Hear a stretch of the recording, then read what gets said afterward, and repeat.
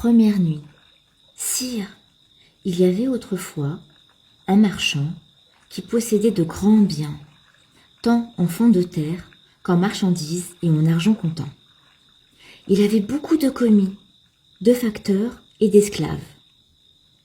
Comme il était obligé de temps en temps de faire des voyages pour s'aboucher avec ses correspondants, un jour qu'une affaire d'importance l'appelait assez loin du lieu qu'il habitait, il monta à cheval et partit avec une valise derrière lui, dans laquelle il avait mis une petite provision de biscuits et de dattes, parce qu'il avait un pays désert à passer, où il n'aurait pas trouvé de quoi vivre.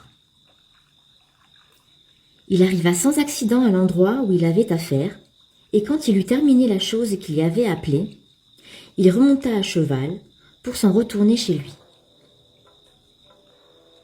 Le 4e jour de sa marche, il se sentit tellement incommodé de l'ardeur du soleil et de la terre échauffée par ses rayons, qu'il se détourna de son chemin pour aller se rafraîchir sous des arbres qu'il aperçut dans la campagne.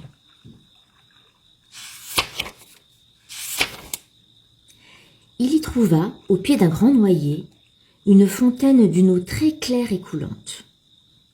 Il mit pied à terre, attacha son cheval à une branche d'arbre et s'assit près de la fontaine, après avoir tiré de sa valise quelques dattes et du biscuit.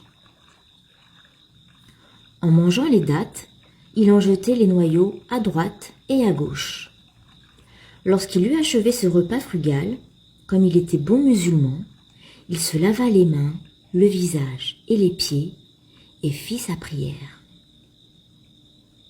Il ne l'avait pas fini et il était encore à genoux quand il vit paraître un génie tout blanc de vieillesse et d'une grandeur énorme qui, s'avançant jusqu'à lui le sabre à la main, lui dit d'un ton de voix terrible : « Lève-toi, que je te tue avec ce sabre, comme tu as tué mon fils. » Le marchand, autant effrayé de la hideuse figure du monstre que des paroles qu'il lui avait adressées, lui répondit en tremblant : « Hélas, mon bon seigneur, de quel crime puis-je être coupable envers vous pour mériter que vous m'ôtiez la vie ?